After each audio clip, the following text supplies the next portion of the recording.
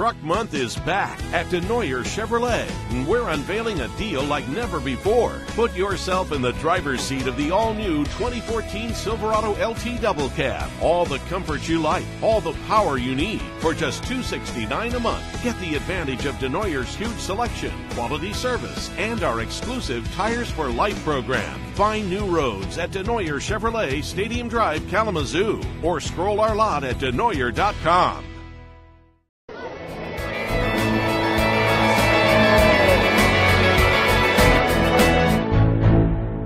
WKZO News Time is 6:51.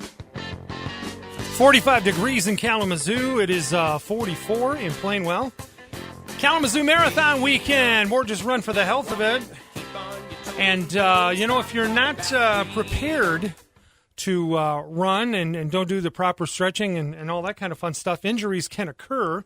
We're joined by Borges Emergency and Trauma Center physician and incredibly avid runner, Dr. Eric Blackwell. Good morning, sir. How are you? Good morning. I'm doing well. You? Good. We're doing okay. One of the things that we really wanted to ask, and you're being an avid runner, you've done a Boston Marathon, and running injuries and whatnot. Is there a specific part of the body that is more susceptible to injury when you run? A lot of injuries we see in the knees and in the feet. I'd say the feet and ankle are probably the majority of where the injuries occur. Is there a way to alleviate that situation? I mean, I know about stretching exercises and stuff for your muscles and tendons and ligaments and whatnot. Is there a way to kind of do stretching or something like that when you're dealing with your feet and with your knees, or is it just a matter of where you run or how you run? Oh, you hit on a lot of good points. I mean, the old school way of stretching used to be stretch before you run, and it's really not the best thing. You really need to get the muscles warmed up before you do any stretching.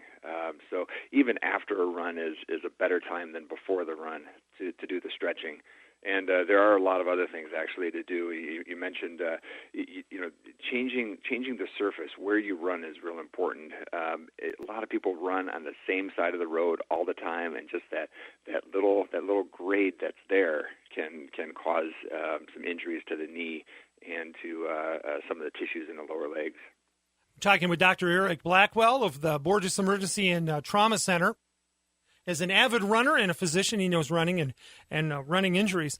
When you are running and you feel that twinge or you feel that something is going to happen, it's probably behooves you to stop what you're doing right away so that you don't injure yourself more. Am I correct? Well, you are for some injuries. Now, there are a lot of injuries that you can just continue to work through. A couple that you absolutely do not want to is if you feel any pain in the Achilles tendon. That is an injury. If you tear that, you do not want that. That's going to set you back majorly. The other one would be a stress fracture. If you're concerned about a stress fracture, again, that's when you want to stop. Some of the other ones you can work through. Always helps to get some advice from a physician or a physical therapist. But yeah, there are a lot of injuries that you can continue to work through as long as you're smart about it. A very good way to avoid further injury, though, is to cross-train. It's great to jump in a pool. It's great to get on a bike or an elliptical. You take some of the impact away from those hurting areas and still maintain the endurance that you have been working on and still build up the muscle strength. Talking with Dr. Eric Blackwell of the Borges Emergency and Trauma Center. Dr. Blackwell, when we talk on the air, we mentioned, when we were talking with Jim Coyle from Nexus Business Solutions, with Matt Mulder from Keller Williams, with, Danielle Street, Redmond Street in Yoakum, when we really emphasize this getting a professional to help you in helping, do what you got to do. This also follows in running, doesn't it, when it comes to footwear? Make sure that you go to somebody who knows what they're talking about to get the proper shoe.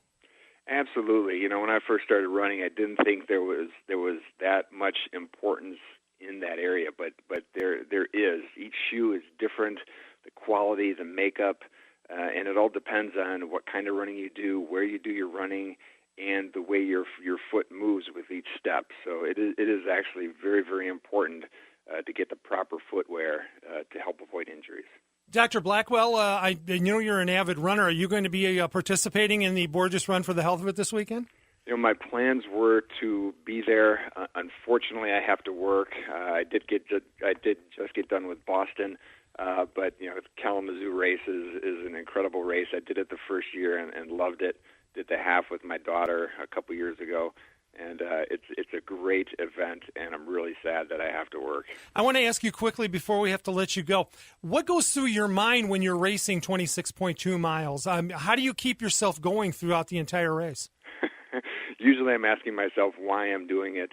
It's just it's a tough thing to answer. I don't know. It's one of those things that's tough while you're doing it, but you see the benefits afterwards. You feel great. It's something that is just it's a difficult accomplishment to achieve. And if I could follow one more thought on that, when you do get injured and you're training for a marathon, I think the emotional impact that has on you is actually worse than the physical impact. You set your goal, you've been working so hard, and it's tough emotionally to deal with an injury. We're talking with Dr. Eric Blackwell, who is a physician at the Borges Emergency and Trauma Center, about running injury. Well, we hope you have a nice, calm weekend, Dr. Blackwell, and we appreciate you taking time out of a very busy schedule, and we hope to talk to you again about running and anything else along those lines a little later on. All right, appreciate it. Anytime. Thank you. Thank you, sir. Dr. Eric Blackwell, Borges Emergency and Trauma Care Center physician.